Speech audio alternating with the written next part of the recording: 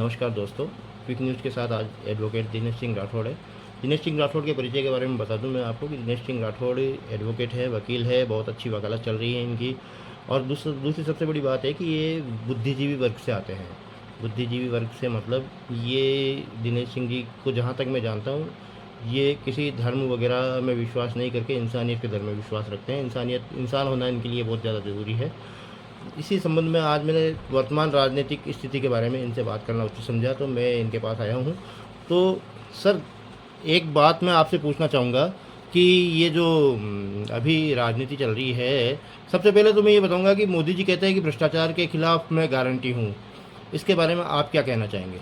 देखिए, ऐसा पूरे हिंदुस्तान को ये पता चल गया कि जिन जिन लोगों पर भ्रष्टाचार के आरोप लगे, वो लोग जब पलायन करके भारतीय जनता पार्टी में चले गए और उनके खिलाफ सारी जांचें बंद हो गई, सारी आंच बंद हो गई, तो इससे बड़ा अब मैं क्या कहूँ। ये सब क्रिस्टल क्लियर है और लोगों ने खुद जो है, आम जनता ने कह दिया कि भारतीय जनता पार्टी एक ऐसी वॉशिंग मशीन साबित हो रही है जिसमें लोग जाकर के अपने आप को साफ करके बाहर निकल रहे हैं। तो क्या इस प्रकार से भ्रष्टाचार मिटेगा? नहीं सर, मोदी जी जहाँ भी सभा होती है वहाँ यही कहते हैं कि मैं भ्रष्टाचार के खिलाफ गारंटी हूँ। और उन्होंने आज तक, मेरे ख्याल से आज तक उन्होंने ऐसा कोई काम नहीं किया जिसमें भ्रष्टाचार के खिलाफ उनका कोई कदम उठाया हो। सबसे बड़ी बात, जो इलेक्टोरल बॉन्ड का जो नया केस है अभी आपके सामने आया है, आपको एक एक चीज़ मालूम है उसके बारे में, फिर भी मोदी जी ये क्यों कह रहे हैं और पब्लिक क्यों उनकी बात को मानती है कि हाँ वो भ्रष्टाचार के खिलाफ गारंटी है? देखिए, कुछ चीज़ों का समय ही प्रत्युत्तर समुचित रूप से दे पाता है। हम क्या है कि जो नेतृत्व कर रहा होता है उसी की ओर ध्यान देते हैं। निचले स्तर पर जिस प्रकार की चीज़ें हो रही है उसकी एक छोटी सी वानगी मैं आपके सामने रखूं कि अगर लोकल लेवल पर अगर ये देखा जाए, जिस प्रकार के भ्रष्टाचार से जनता मुक्त होने के लिए 5 साल के कुशासन के बचने के लिए मतदान करती है, उसके बावजूद भी कार्यालयों की परिस्थितियां, कार्यालयों का भ्रष्टाचार समाप्त नहीं होता। ये बात आम जनता जानती है और वो भ्रष्टाचार शायद ही समाप्त हो पाएगा, क्योंकि इसके लिए जिस प्रकार की दृढ़ इच्छा शक्ति की जरूरत होनी चाहिए वो अभी तक राजनेताओं में नहीं देखी जा रही। और जहाँ तक आप देखिए कि जो श्रेय लेने की जो प्रवृत्ति प्रत्येक पार्टी में, आप कह रहे हैं कि मोदी जी ने जो है भ्रष्टाचार से मुक्त भारत करने की आह्वान कर रखा है। मैं ये जानना चाहता हूँ कि जनता के पैसे का सदुपयोग जब होता है सरकारी योजनाओं में, वो किस मद से प्रत्येक योजना का जब शुभारंभ होता है, उद्घाटन होता है, तो वहाँ पर जो पट्ट लगाए जाते हैं वो किस मद से लगाए जाते हैं और क्यों लगाए जाने चाहिए? क्या राजनेताओं का पैसा है जो राजनेताओं का उनको उसका श्रेय दिया जाना चाहिए? भ्रष्टाचार वहाँ से प्रारंभ होता है। वो पट्ट किस अंदर खाने से आते हैं, किस ठेकेदार के ऊपर थोपे जाते हैं, ये आम जनता और कार्मिक सारे लोग जानते हैं इन बातों को। सर, पिछले 10 सालों से मोदी जी की सरकार चल रही है और सबसे बड़ी बात है कि महिला सुरक्षा की जो बात मोदी जी ने शुरू से कही थी, अब की बार मोदी सरकार हो बहुत हुआ नारी पर वार, जबकि हम देख रहे हैं कि महिला सुरक्षा के नाम पर मणिपुर का केस आपके सामने है, पहलवान बेटियों का केस आपके सामने है। तो सर, अभी जैसे राम रहीम का केस है, राम रहीम को बार बार पैरोल मिल रही है। आप ज़्यादा जानते हैं, वकालत आपने की है, वकील आप हैं, कानून के बारे में आपको ज़्यादा मालूम है। तो क्या राम रहीम को बार बार पैरोल मिलना उचित है? देखिए, किसी प्रकार का किसी व्यक्ति का कोई प्रकरण चल रहा है उसके बारे में तो मैं नहीं बता पाऊंगा, लेकिन जहाँ तक महिला सुरक्षा की बात है, आज जो अभी मोदी जी ने तीनों हमारी आईपीसी, सीआरपीसी और एविडेंस में तीनों में संशोधन किए, मेरा ये मानना है कि जो महिलाओं पर अत्याचार के जो अपराध थे उनका जो है दुरुपयोग भी हुआ और वो वास्तविक घटनाएं कितनी थी, उनमें सज़ा का क्या प्रावधान है, मैं इसकी तरफ आपका ध्यान आकर्षित करना चाहूँगा कि महिलाओं पर जिस प्रकार के अपराध हुए उनके अंदर जो है एक राशि उनको क्लेम के रूप में दी जाने लगी और वो भी जाति देख कर दी जाने लगी कि जिन महिलाओं के साथ अत्याचार हुआ है उनको जो है कुछ राशि ऐसी दी जाए जिससे उनको सहयोग मिले। स्थिति ये है कि लोगों ने उसकी वजह से भी झूठी एफआईआर दर्ज करवानी चालू कर दी। तो आम जनता, जब तक इन चीज़ों के प्रति आम जनता के अंदर भय नहीं होगा कि महिलाओं की सुरक्षा, और महिलाओं में भी ये नहीं होगा कि हमारी जो अस्मिता है, हमारा जो व्यक्तिगत हमारी जो गरिमा है, उसके प्रति बिना सोचे बिना विचारे केवल किसी व्यक्ति को झूठा फंसाना, ये प्रवृत्ति ज़्यादा देखी जा रही है और ये इन कानूनों का दुरुपयोग देखा जा रहा है। सर एक बात पूछते हो, मुझे थोड़ा डर भी लग रहा है, क्योंकि आपकी नेचर, जहाँ तक मैं जानता हूँ, आपकी नेचर में ये नहीं है कि किसी जाति की विशेष की बात की जाए। अभी जो लोकसभा चुनाव चल रहे हैं उसमें राजपूत समाज ने लोकसभा चुनाव का बहिष्कार किया है, ये आप भी जानते हैं, मैं भी जानता हूँ। तो सर इस बहिष्कार पर आप क्या कहना चाहेंगे, आपके व्यूज़ बताइए सर। मेरा व्यक्तिगत अगर विचार दूं तो मेरा निवेदन ये है कि जिस विचारधारा को लेकर अभी तक, जहां तक दोनों पार्टियां ये कहा करती थी कि हमारी विचारधारा है, उन दोनों पार्टियों की विचारधारा में रचे बसे लोग जो ये कहते थे कि हम मोदी जी के हाथ मजबूत करेंगे, वो लोग पलायन करके कांग्रेस की तरफ चले गए। और जो लोग कल तक भारतीय जनता पार्टी की विभिन्न प्रकार की नीतियों की आलोचनाएं करते थे, वो केवल सत्ता प्राप्ति के लिए पलायन करके बीजेपी में आ गए। स्थिति ये है कि जो परिवारवाद की बात, वंशवाद की जो बात थी, जिसको भारतीय जनता पार्टी आज तक नकारती आ रही थी, उसी का पोषण करने लग गई।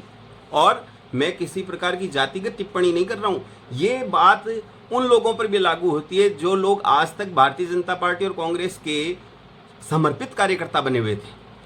उन लोगों की विचारों में क्या स्थिति हो रही होगी कि उनको जीवन में कभी भी उन पार्टियों में कोई ऐसा पद हासिल होगा।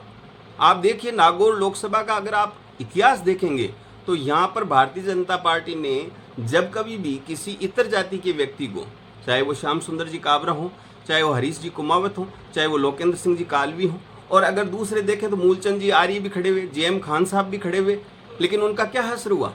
तो पार्टियां ये जो कहती हैं ना कि हमारी विचारधारा से व्यक्ति जीत रहा है, मैं इस बात को नहीं मानता। यहाँ पर केवल और पूरे भारत में जो है, जब तक पार्टियां जाति देख करके टिकट देने का जो प्रकल्प कर रही हैं, उसका नतीजा ये है कि आज हम संगठित भारत का निर्माण नहीं कर पा रहे हैं, उसमें नए प्रकार का विखंडन पैदा हो रहा है। सर ईडब्ल्यूएस पर मैंने एक दो बार आपसे बात की थी और आपके विचार मुझे बहुत ज़्यादा अच्छे लगे थे। ईडब्ल्यूएस पर एक बार पुनः मैं चैनल क्विक न्यूज़ आपसे एक बार पुनः निवेदन करता है कि क्विक न्यूज़ ईडब्ल्यूएस पर आप अपने विचार दोबारा मेरे दर्शकों को, क्विक न्यूज़ के दर्शकों को आप अपने विचार बताएं। देखिए, मेरा ये मानना है कि सामाजिक समानता का उद्देश्य लेकर ही संविधान का निर्माण किया गया था। और आज हम बाबा साहब अम्बेडकर को, आज जो उनकी पुण्यतिथि है, उनकी आज जन्मतिथि है, मैं ये पूछना चाहूँगा कि हम उनको क्या सच्ची श्रद्धांजलि दे पाए। उनके जीवन का उद्देश्य ये था कि हमारे हिंदुस्तान के अंदर जितने भी लोग हैं उनको सामाजिक समानता मिले। अब लोगों ने क्या किया कि आर्थिक रूप से पिछड़े हुए वर्ग सभी समाजों में, इसको लेकर ईडब्ल्यूएस की जो पॉलिसी बनी, जिसकी मांग बहुत समय से की जा रही थी, वो पॉलिसी मिली, लेकिन वो उस पॉलिसी का लाभ ही, अगर मापदंड ही इस प्रकार के बना दिए जाएं कि उसका लाभ किसी को मिले ही नहीं और फिर लोग आपके सामने याचनाएं करें, तो ये परिस्थिति जब भारतीय जनता पार्टी की सत्ता थी, कांग्रेस की सत्ता राज्य में थी, जब ईडब्ल्यूएस के जो वर्ग हैं उन्होंने उनके सामने अपनी बात रखी कि साहब हमारे इसमें थोड़ा सा आप सरलीकरण कीजिए, क्योंकि जो निचले लेवल पर जो तबका है उसकी स्थिति ये, आज आपको मालूम है कि ज़मीनें कितनी सिंचित रह गई हैं, ज़मीनों के अंदर पानी नहीं है, लेकिन इन्होंने जो मापदंड बना रखे हैं वो बिल्कुल गलत हैं और उसकी वजह से पीड़ित समाज के अंदर बड़ा रोष हुआ। क्योंकि जो आज आप देखिए कि पूरा हिंदुस्तान इस बात से पीड़ित है कि प्रतिभावान छात्रों के साथ में किसी प्रकार का कुठाराघात नहीं होना चाहिए। हमारी मूल बात ये होनी चाहिए कि इस देश में प्रतिभावान व्यक्ति जो है ना वो उभर कर आए, उसी से राष्ट्र का मजबूत निर्माण होगा। लेकिन हम उन बातों को भी जाति और पंथ की ओर ले जाएंगे तो इससे तो किस प्रकार का फायदा होगा राष्ट्र का। तो ईडब्ल्यूएस का जो सरलीकरण का विषय था उसको लेकर के वास्तव में उचित आक्रोश आम जनता में, और जब मतदान का समय आता है वहाँ आकर के अगर लोग ये इसका कर रहे हैं तो फिर कब करेंगे, आज ही नहीं करेंगे तो कब बोलेंगे, क्योंकि उनको सुना ही नहीं गया, उनके विषय पर किसी प्रकार का विचार गंभीरता से किया ही नहीं गया, तो नतीजा तो फिर सामने आएगा। सर अब मैं 2 क्वेश्चन पूछना चाहूँगा। 2 क्वेश्चन ऐसे हैं जिसमें सिर्फ हाँ या ना में जवाब, और फिर उसका आप विस्तृत विवरण दे सकते हैं। पहला क्वेश्चन, जैसा कि आप मुझे जानते हैं, मैं गांधी भक्त हूँ, गांधी जी का मुझ पर बहुत ज़्यादा प्रभाव है।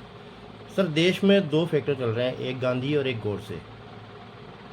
अब क्या ये उचित है कि गोडसे को ज़्यादा प्रश्रय दिया जाए या गांधी को माना जाए? मैं ये मानता हूँ कि इसका मैं हाँ या ना में तो जैसा कोई प्रश्न है नहीं। मेरा ये मानना है कि किसी भी प्रकार की हिंसा और किसी व्यक्ति के प्रति किया गया अपराध उसको प्रश्रय देना कतई गलत है। मतलब गांधी ज़्यादा गांधी जी ने निश्चित रूप से एक ऐसी विचारधारा दी जिससे इस देश को बहुत कुछ मिला। सर क्या अब हाँ या ना का सवाल है सर, क्या मोदी जी रिपीट हो हिंदुस्तान के लिए अच्छा है? देखिए साहब, कौन सत्ता में आए ये महत्वपूर्ण नहीं है।